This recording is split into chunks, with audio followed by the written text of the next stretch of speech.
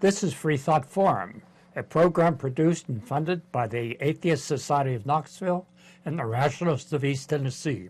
I'm Ralph Eisler. And I'm Faithless Forrest. This is a show that promotes rational thinking rooted in scholarship, science, and free of supernatural beliefs. And this is a call-in show. However, we only have one phone line. So if you can't get through, we invite you to tweet them to us at FFTVKNOX. Now, while we go over a few announcements, we invite you to start calling in now at the number on the screen. Get a pen and paper, and we'll give you our email address later in the show. All righty. So the Atheist Society of Knoxville frequently has a fun meetup at a bar or eatery. Tonight's meetup is at Taps and Flats. I'm going to get that backwards again.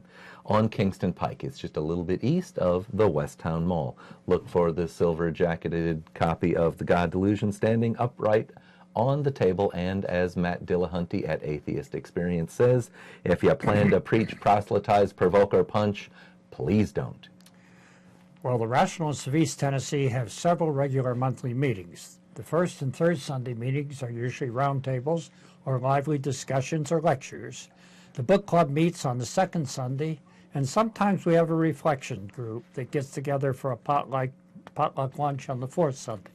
Visit our website for additional details, including times and locations. But before we take up this talking, let's look at some items in the news. All right. What's in the news, Ralph? Well, the thing that was in the news all week, if you watched any of the news channels, was the shooting at this church in Texas. Right? Which is, seems to be becoming almost a common occurrence these days. I saw an amazing claim that there was like 377 mass shootings this year. It's more than one a day. Yeah, I know. I saw something like that too, and I didn't know exactly where it came from or what they count as a mass. Maybe it's more than one. Well, and I assume that they meant that it wasn't like domestic disputes, that they'd taken that out, where it was someone going and killing strangers. Well, I don't know if that's true. I mean, a lot of the homicides are domestic disputes. And that's why I think the number is much, much larger if you don't, if you take them into account. Well, I don't know. Yeah. Callers, viewers, if I'm wrong, call in and tell me.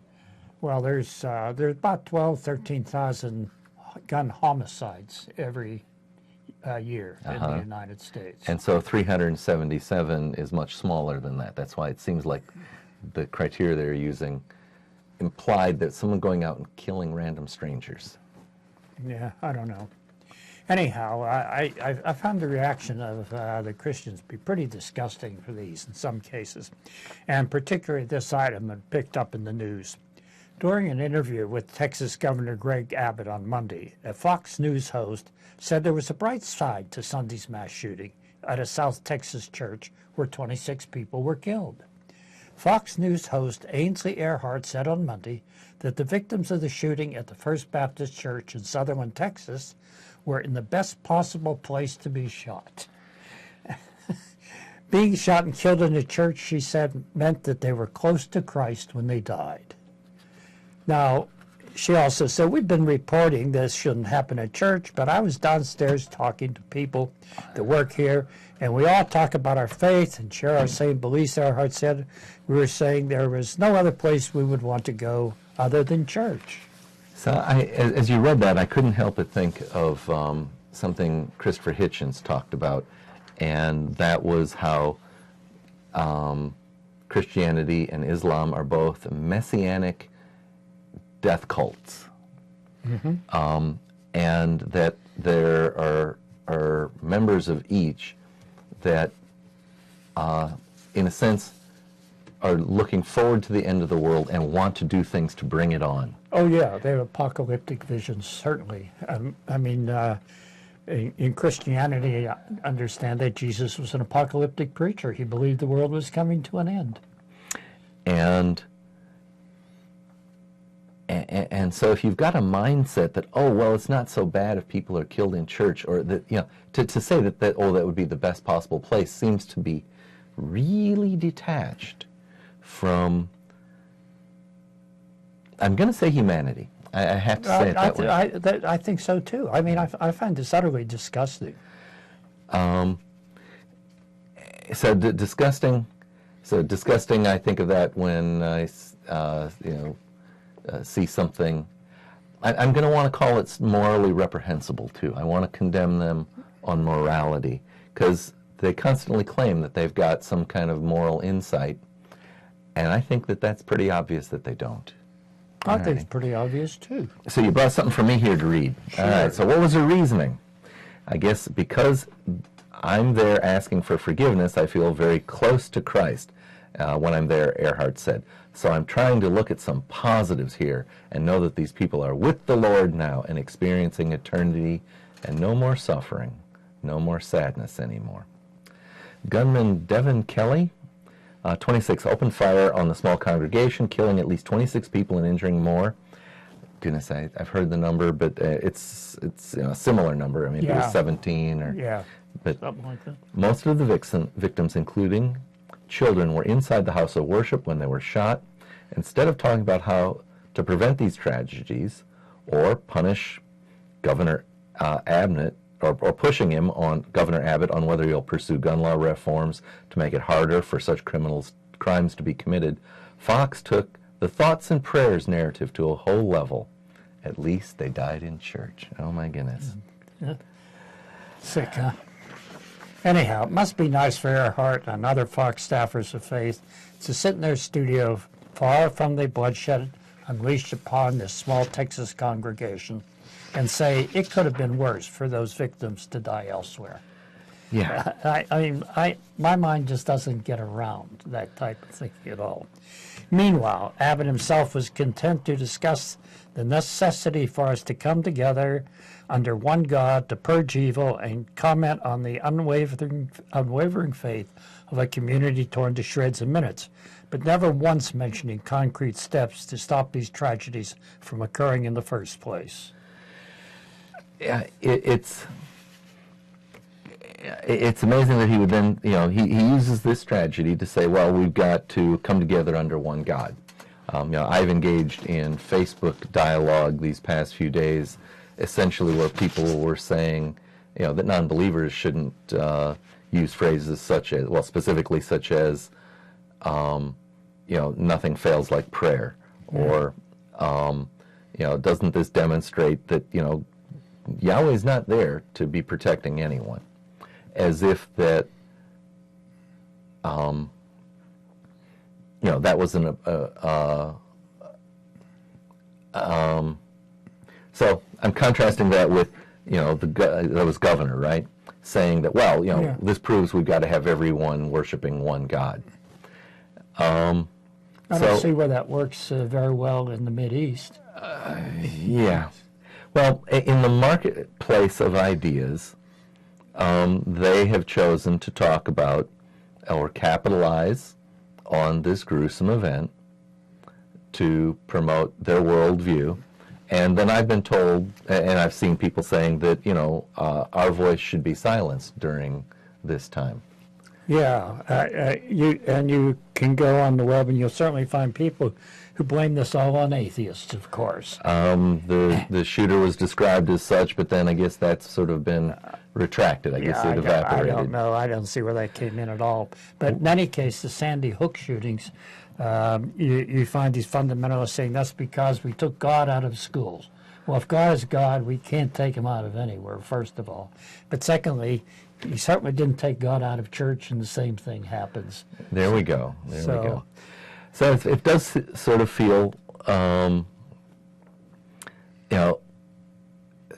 word is ghastly that we have to have this conversation again and again. But as one of the Facebook memes said, that after Sandy Hook, when the nation, our government decided not to act after the killing of so many children, that it seems pretty obvious the gun lobby has won. Yeah. There can be apparently no mass carnage big enough to change that. Yeah. A pretty gruesome thing to say out loud. Well, it is a gruesome thing to say out loud, but unfortunately it seems to be true that we have craven politicians whose only goal is to keep themselves in office. you know, where I might have wavered on term limits before, I'm now absolutely convinced we certainly need term limits. I have always felt it's the responsibility of the electorate to limit the time in office. I do fear. But they don't do it. I know. I'm trying to concede your point, but I do want to raise the specter that the alternative is that we will have a national government run by amateurs. But I don't disagree with that, but I don't see where we don't have a national government run by amateurs right now. They may be worse than amateurs because they are at times entrenched evil. I guess I have to say it that way, entrenched evil. Yeah, I think some of them actually are. Yeah. I mean, Paul Ryan, he gave essentially the same argument as these guys gave. You know, our thoughts and prayers are with you. Well, what the hell good do thoughts and prayers do? I mean, sorry for the expletive. Anyhow, I got mad. Well, anyhow, we have a little show tonight where it's a little bit of a potpourri. Yes. A few mixed up things with no real central theme. But one thing we thought we'd like to just mention was the 500th anniversary of the Protestant Reformation, which took place last Tuesday, actually, October 31st, which was Halloween. On Halloween, all right. And so it marked the 500th anniversary of Martin Luther's claim that his conscience was bound by his individual interpretation of biblical scripture, rather than by the hegemonic dictates of the Roman Catholic Church and the Pope. A recent correspondent to the News Sentinel remarked on this occasion by emulating Luther in standing for God-given freedom of conscience based on the primacy of the Bible. The only problem is that one can defend almost any preconceived belief by finding a suitable passage in the Bible and disregarding those passages that contradict it. And while Christians like to showcase verses like the Golden Rule, which is actually borrowed from Confucianism, they seldom mention those that encourage slaughtering your enemies and their male children, ripping open pregnant women, and carrying off the young virgins as spoils of war. In fact, after despairing of being able to convert Jews to Christianity, Luther apparently found scriptural justification for advocating extraordinary violence against the Jews, including burning their synagogues, destroying their houses, confiscating their wealth, and abolishing safe conduct for them on the highways. These comments didn't seem to be lost on the perpetrators of the Holocaust.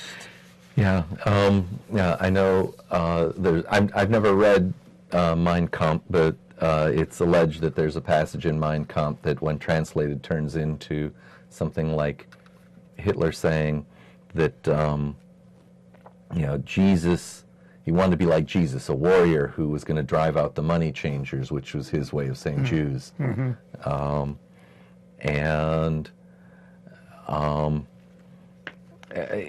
So the anti-Semitism that was, that peaked in the mid-20th century is certainly tied into many Christians' worldview, that Jews are the killer of Jesus, and that they said, in the New Testament says, let his blood be on our heads. That the goodness, would that have been the Pharisees? I believe. I'm not sure which passage you're referring to. Yeah. Probably don't have it memorized anyhow. So. All righty. So you've got something here for me to read. All right. The second blight on Luther's name concerns the German Peasants' War of 1524 to 1525. These peasants were rather strongly kept in line by the aristocracy. Once the peasants in southern Germany began to actually read the Bible for themselves, as encouraged by Luther and the Reformation, they began to think they should be treated as much better, and soon broke out in rebellion. Although Luther's position with respect to authority had encouraged this rebellion, he did not initially take sides. However, after hostilities began to get really intense, he came out strongly against the peasantry, condemning it, and clearly sided with the nobles. In Against the Murderous Thieving Hordes of Peasants, I guess that's the title of a pamphlet or something? Yeah, right. Luther condemned the violence as the devil's work and called for the nobles to put down the rebels like mad dogs. He justified this by Scripture, that saying leaders are appointed by God. That is the basis for the divine right of kings, or this is the basis. Yeah. So this would be in the mid-1500s. When was Henry VIII king? He was... You're taxing my memory Yeah. right now, but it was after the Protestant Reformation, quite obviously. Oh, and actually I got it wrong. It's actually like, it may have been... it was Charles I who claimed to rule by divine right, and eventually Cromwell and others defeated him, and that kind of put an end to the claim of rule by divine right. It was settled by force. Yeah, I mean, but nevertheless, the justification can be found in the Bible. As I said before, you can justify almost anything you want. Yeah, and all of right. course, with the intertwining of the civil and clerical authorities, why the king could claim that divine right and keep on the good side of the clergy, et cetera, et cetera. And of course, this rebellion was very thoroughly and strongly put down. Peasants were just squashed. So there are a few other gems that come from Luther, too, for those people who think that standing up and saying, "Here I stand," is some sort of act of bravery. Here's a quote that really always gets to me, that Luther says, "Reason is a whore, the greatest enemy that faith has. It never comes to the aid of spiritual things, but more frequently than not struggles against the divine word, treating with contempt all that emanates from God. Reason must be diluted, blinded, and destroyed. Faith must trample underfoot all reason, sense, and understanding. And faith, whatever sees, must be put out of sight, know nothing but the Word of God." All right, we've been alerted. We got a call. We got a call, yes. Hello, caller. There's no screener today, so you're with us live. Can we get a name or a nickname, please? This is Jeremy. Hello, Jeremy. Thank you for calling us today. Do you have a comment or a question? Just a comment. I just found out that the shooter at the Texas church, he escaped from a mental institution in New Mexico in 2012. So I don't think the issue is guns or atheism. I'm a Christian. I don't blame atheists for this. Uh-huh. I think it's mental illness is more of an issue. And ever since they shut down things like Lakeshore here in Knoxville, I've thought that that's more of a problem than any gun-related issue or anything about faith. It's just a practical... Mental health is a big problem in our country. Okay. Yeah, where did you hear that he had been released from the mental institution? He said escaped, actually. Did he escape? Yeah, it was on Fox News, believe it or not. Yeah, okay. Are there any other sources? Well, we would suggest checking some other sources. Well, it's from someone on Fox News, Greg Gutfeld. I guess there may be other sources. I haven't seen another source, but that's the source I've read. Sure. I've seen multiple sources that he was an atheist, but I don't blame atheism for this. Uh-huh. So, what also I've read is that he's had a history of spousal and child abuse, things like that, that he was kind of a violent guy, and that while he was in the armed services, he was sufficiently ill-behaved that he earned himself a dishonorable discharge, and I think... Yeah, they covered that too. I think there was someone finding fault that maybe he should have been, somehow flagged to not be able to buy guns, which is this whole issue about, guns can be pretty much bought by anyone.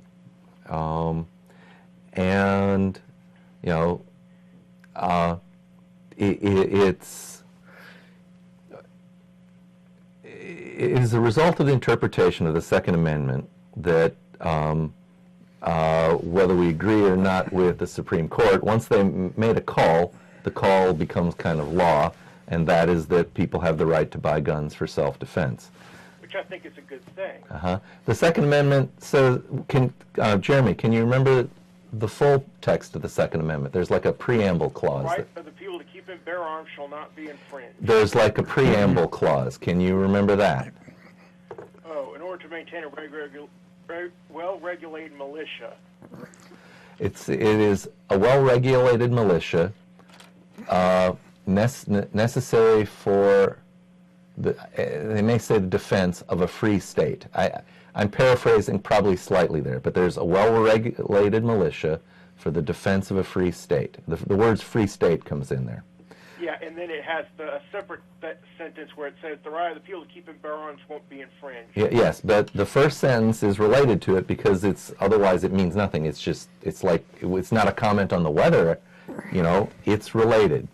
It implies that the militia exists to defend the free state. There's also the point that when it was written, we tend to think of the Constitution as something that was written at one time and must endure forever, but times change. And arms at That's why there's an amendment process. There's an amendment process, but it's very difficult to do it. And at the time that was written, and that was put in there, arms basically meant muskets or pistols or something of the sort. The people who wrote it couldn't have possibly foreseen the types of armaments that we have today. Yeah. Well, the best way to stop a bad guy with a gun is a good guy with a gun, in my opinion. But Jeremy, I do agree with you about mental illness, and some people shouldn't have guns, especially those with mental health issues. Jeremy, do you know that as we are the most armed nation on the planet? It's the freest country on earth, too.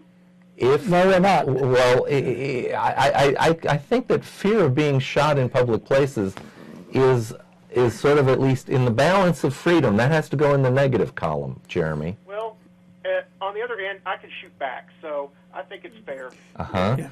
But some of us don't want to live in that kind of fear either.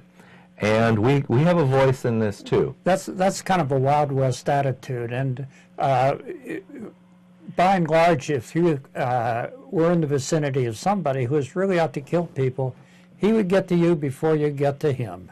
So it's... Keep in mind, the Wild West was a lot safer when people knew that if they shot people, there's probably someone that's going to shoot back. They were less inclined to shoot people. But Jeremy, those are speculative. As I pointed out, the statistics about other modern nations are quite different. That's not speculative. Yeah, so when you say the U.S. is the freest country in the world, it's not true. I mean... well, free people own guns. Slaves don't. That's just basically all I have to say about it. All right. Okay, well, Jeremy, thank you for calling. Okay. And let's ask, before you go, are you local and have you watched before? Oh, all righty. Well, Jeremy, if you've picked up and you're still watching, we wanted to say if you're local, we're down at Flats and Taps, and we discuss things down there. I did an informal poll one evening at the ASK get-together, and the majority of us were gun owners.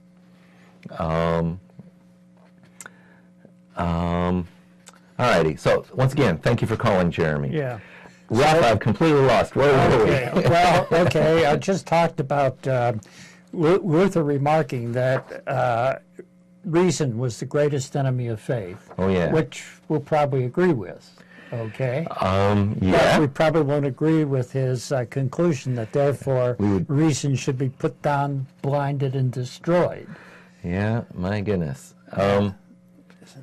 So, and another thing that Luther said was, we're almost out of Lutheranisms right now, but he said, what harm would it do if a man told a good, strong lie for the sake of the good and for the Christian church?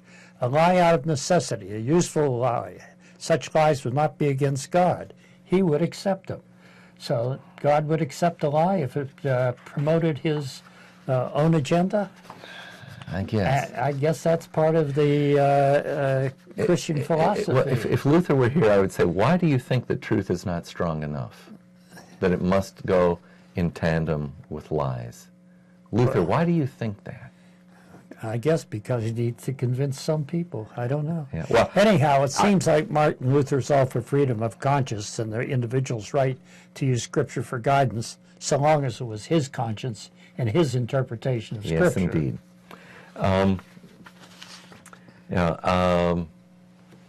It may be Robert Ingersoll, again, I think, who said that, when Martin Luther was younger and was arguing for an alternate interpretation of the Bibles. He was all in favor, and in a minority, he was all in favor of free speech. But once he was in a position of power, then free speech was not important to Martin Luther anymore. Mm-hmm. That's the way it seems to go, right? Well, people want power. I mean, you know, some people seem to want money, but I think a lot of people just want a lot of money because of the power that goes with it. Yeah, I sometimes think back into the Old Testament, and when they describe the rituals involving animal sacrifice, I tend to think what that is it's, maybe I'm giving it the most charitable interpretation. When I think what it is, it's evolving rules whereby the community shares a precious resource, which is meat, in the days when you don't have refrigeration. So, you know, if someone's goat is going to be sacrificed, everybody needs to eat of that. And that there needs to be, let's say, social institutions in place so that everyone is going to be offering up a goat to be sacrificed now and then so that everyone gets to eat. There is a community bonding aspect of it. Why did I bring this up? I was trying to counter a point you made. But that then turns into kind of a power structure. What it is the priests are setting themselves up to be, maybe they're trying to enforce fairness, but eventually that in a sense becomes a power structure where wealth is being brought to them, and maybe they get to eat first. And it could be that they're the only ones that get to eat. I don't know Well, they for get sure to eat because better, yeah. After we could do a long program on the history of Israel, but that's for a different time here. But you know, it was originally you had the northern tribes, and then you had Judah in the south, as you talked about, and eventually split. And when Hezekiah finally became king, and they established the center of Judaism to be in Jerusalem, and built the temple, that was the only place that people could go to sacrifice. Yes, they declared a monopoly on it. They declared a monopoly. And who ran the sacrificial altars? The priest did. Yes. Well, and we see in the Bible that there's actually been back and forth on that I guess it would be then the northern kingdoms who claimed descendant from the tribe of the Levites, and that they were entitled to conduct sacrifice as well. That was the south, I think. All right, I may have it precisely backwards then. Yeah, there were I forget, there were 10 northern tribes, something like that. And then in 722, when they were conquered by the Assyrians and carried off. All righty. Well, we're probably about halfway through. Do we want to try and do the mid-program break at this point? Or, yeah, we could do it at this point. And then you can start telling us about your little adventure with the Christian knock on my door. Or not Christian Scientists, but Jehovah's Witnesses. All righty. So in case you're just tuning in, this is Freethought Forum, a program by the Atheist Society of Knoxville and the Rationalists of East Tennessee. Freethought Forum is funded jointly by them and by individual contributions. We especially want to thank DW, whose contribution has sponsored several shows, including this one. Shows are live most Tuesdays from 5 to 5:55 p.m. Eastern on Community Access Television. Tell your out-of-town friends they can see us streaming online at ctvknox.org. Okay, well, this is a call-in show, and we're live today, October 3rd, and viewers can call... November 7th. Oh, sorry about that. Jeez. Yeah, November 7th, and viewers can call in now to the number on the screen or tweet them to us at FFTVKNOX. All righty. The Atheist Society of Knoxville, or ASK, meets once or twice a week, usually evening meetups for food, drink, and conversation. Ask's purpose is to supply... You may need to finish that sentence. Okay. Ask's purpose is to supply a venue for community, camaraderie, and outreach to atheists, agnostics, freethinkers, and other like-minded persons in East Tennessee. So we're going to run a little promo right now for Ask and for the Rationalist Society. Are around the Knoxville area and are questioning your religious beliefs or simply believe in one less God than everyone else? Well, you're not alone. The Atheist Society of Knoxville is a fun and friendly group of people just like you that meets twice a week at a bar or restaurant. We meet every Tuesday night following the show. You'll find our group either inside or on the patio.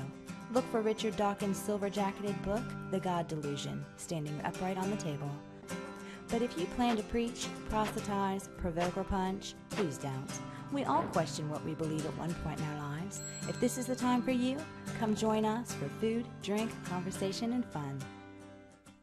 Do you find stories of talking snakes laughable? Do you prefer the scientific method over supernatural beliefs? Are you concerned about religious leaders and organizations imposing their values and rules on your body, your family, and the rest of our society? Well, take comfort in the fact that you're not alone. The Rationalists of East Tennessee meets weekly for fellowship and provides a forum for people who support skeptical thinking and rational discussion of these and other issues. To find out more information or to find out about our next meeting, visit us on the web at www.rationalist.org.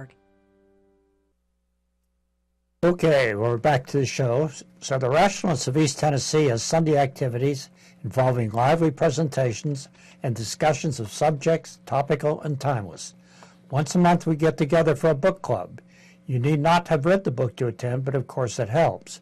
This month's book club, November 12th, is The Sixth Extinction by Elizabeth Colbert.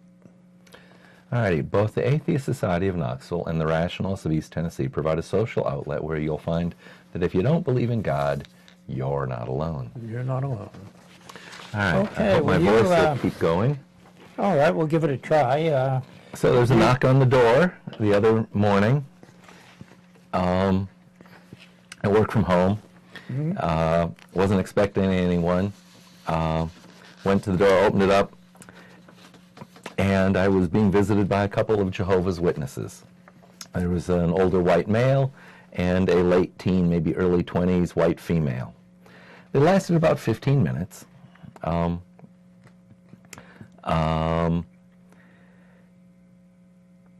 We had some discussion about the Bible, and I explained that, I'm a non-believer, and that I think it is a book just like the book, of man-made stories, just like the Greeks made up.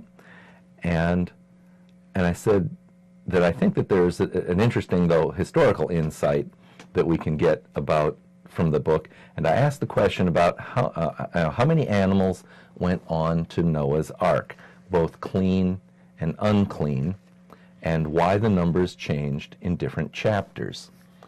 And then I offered an explanation that after the Assyrian conquest, which you just got done mentioning,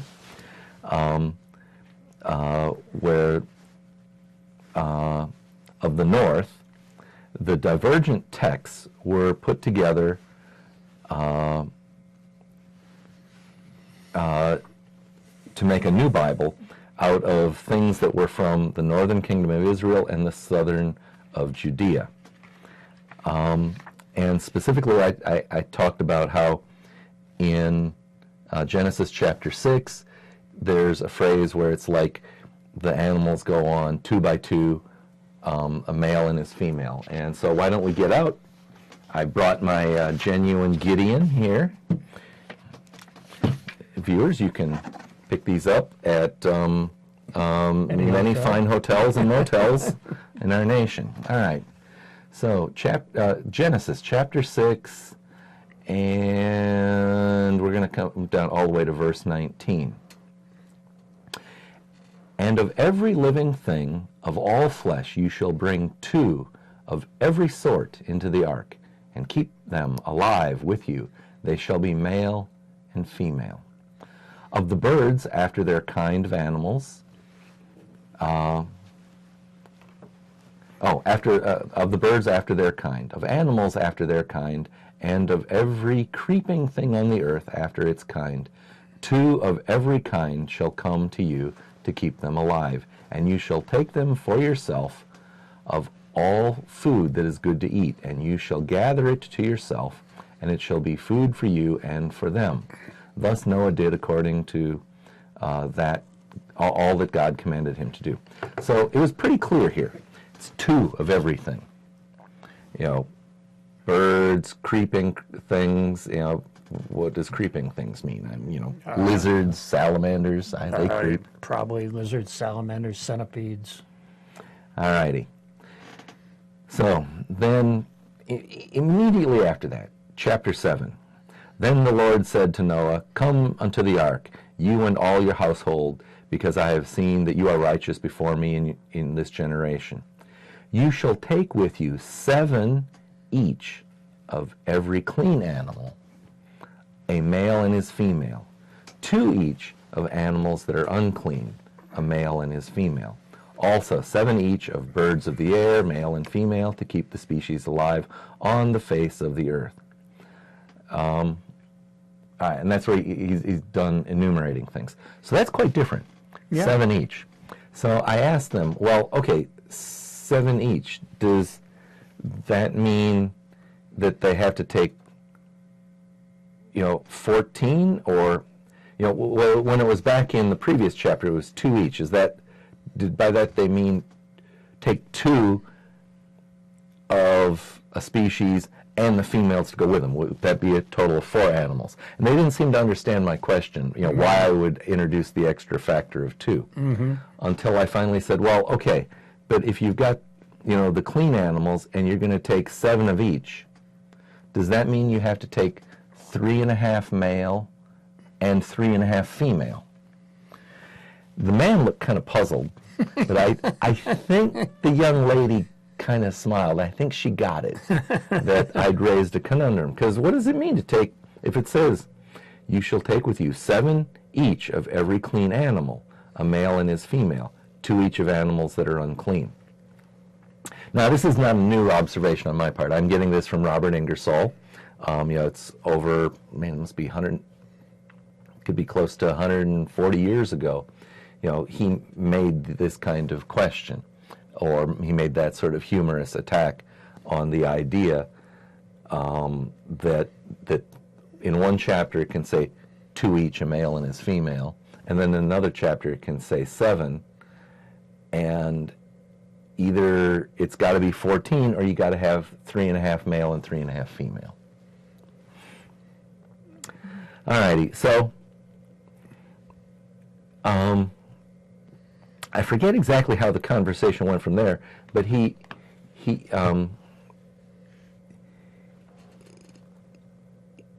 wanted to quote from me something about the Bible, and although maybe he mentioned specifically that it was John 5 verse 19, merely when I go to look it up I can find this.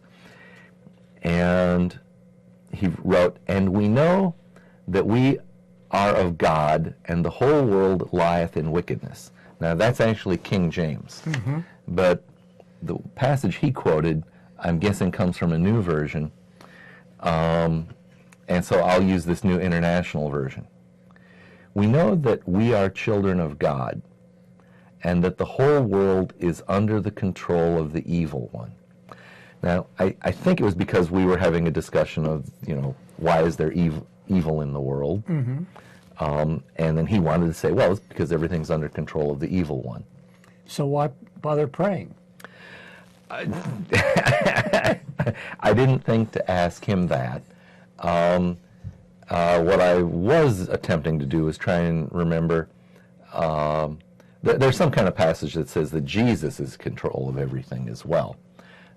And if Jesus is in control and the evil one is in control, well, that makes an equality statement that they're likely to be uncomfortable with. Unless they're the same person. Well, yeah, and they're not going to feel comfortable with that.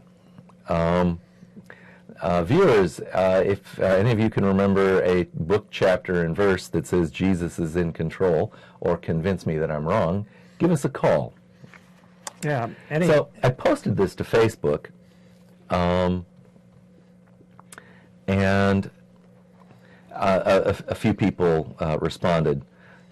Someone responded, "Evil is in charge."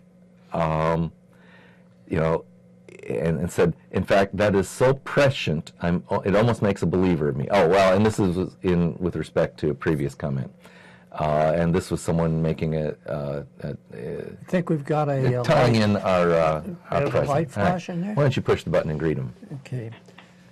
Hello, caller. Welcome to Freethought Forum. Can you give us a name or a nickname?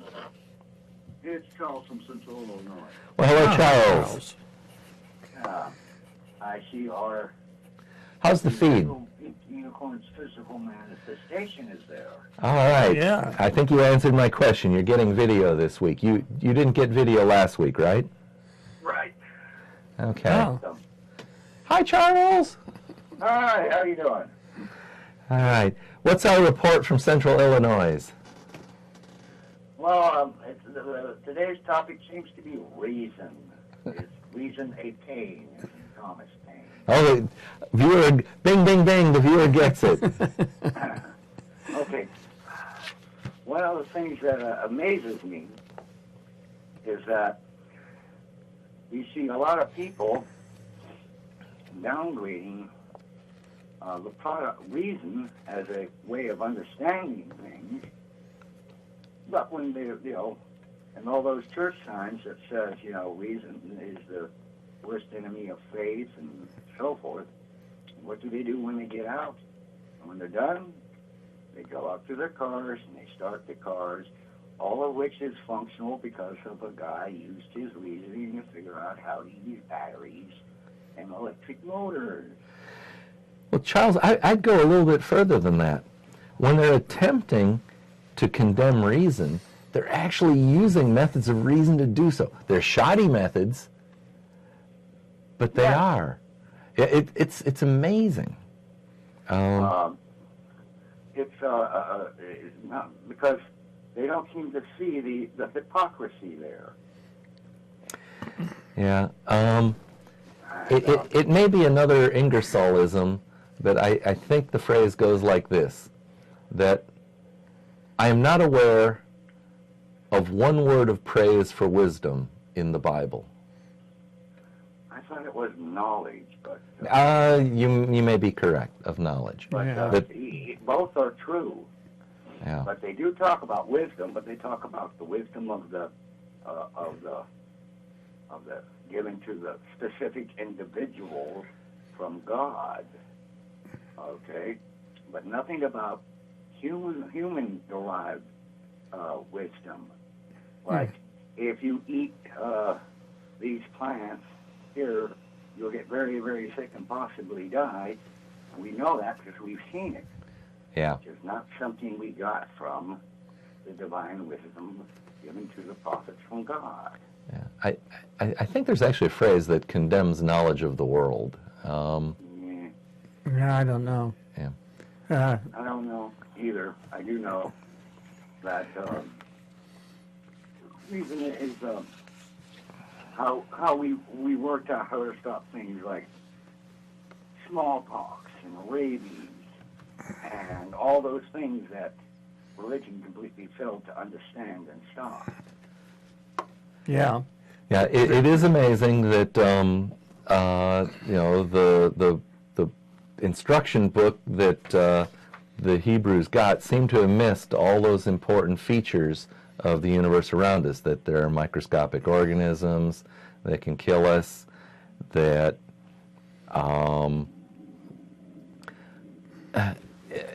in terms of advancing civilization, it really did nothing. There's nothing in it. From dying. Yeah, you're On the important side. Yeah. Yeah, you're absolutely right. None of that is to be found in the Bible. Okay, that's all the product of human intelligence, and of course you find a lot of fundamentalists who say, well, science is fine so long as it doesn't contradict anything in the Bible. Okay. Yeah, there's that preacher out there famous for saying, if I found a religious white guy that same famous for saying, if I found somewhere in the Bible that says that 2 + 2 = 5, I would ensure that I incorporated it into my worldview as true. Yeah. Yeah. Yeah, right. That's what Henry Morris, who is founder for the Institute for Creation Research, used to be out in Santee, California. It's now in Waco, Texas. This guy was an engineer. I mean, it's not that he was completely dumb or anything, but his fundamental belief was that everything in the Bible is absolutely true, and science was okay, except if it disagreed with the Bible, it couldn't be right. Which explains why he always never goes to a doctor or anything, because according to Christ Jesus, as I recall, he stated irrefutably that if thou art ill, you shall have the elders of the church pray over you, and God shall send his awesomeness to you and cure you, or something like that. Yeah, that brings up another point. We started with the Reformation here in Martin Luther and his conviction that he justified his convictions by what he found in Scripture.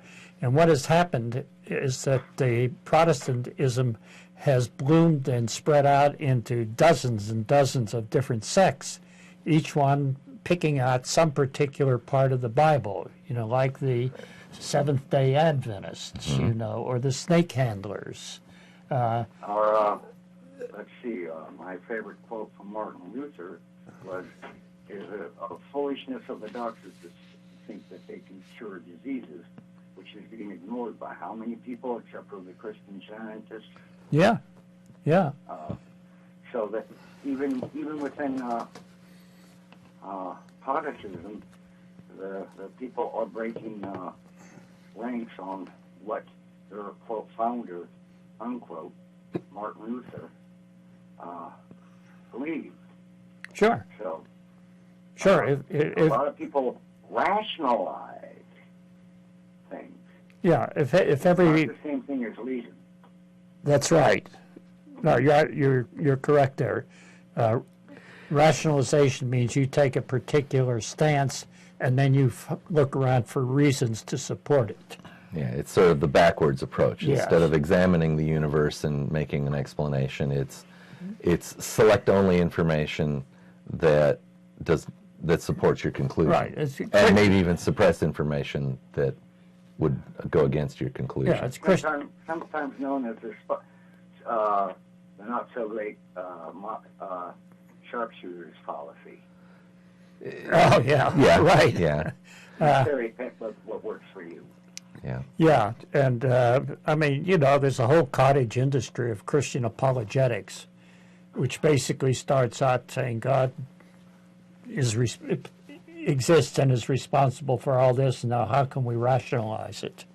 How can we? It's not a cottage. It's a bloody multi-billion-dollar a year thing. Yeah. That's not a cottage industry. Well, I'm not talking about the churches. I'm talking about the guys who actually try to do what they purport is some sort of thinking theologians, so to speak. Well, I'll let you guys go because hopefully you'll get more callers. All right. Thank you, Okay, Charles. thanks for calling in again, Charles. Always enjoy talking to you. All righty. So we're covering my conversation with the Jehovah's Witness in the Facebook follow-up. Yeah. Someone else volunteered this. I asked someone how Noah got so many animals on the ark. The response was, there weren't as many animals then. I said, must be evolution. Got a blank look. And I didn't remember that they said anything after that. All right. But, as someone pointed out, that used to be my approach too if I wasn't busy. I mean, after all, they are trying to do me a favor, save my soul. I always found them to be more familiar with the Bible than most Christians. And who knows, you may, if they fail to save your soul, perhaps you save the young lady at least from disengagement from the world. Well, and actually, I wrote that. I thank them for trying to be thoughtful to their fellow human being as they left. But you know, it's very difficult because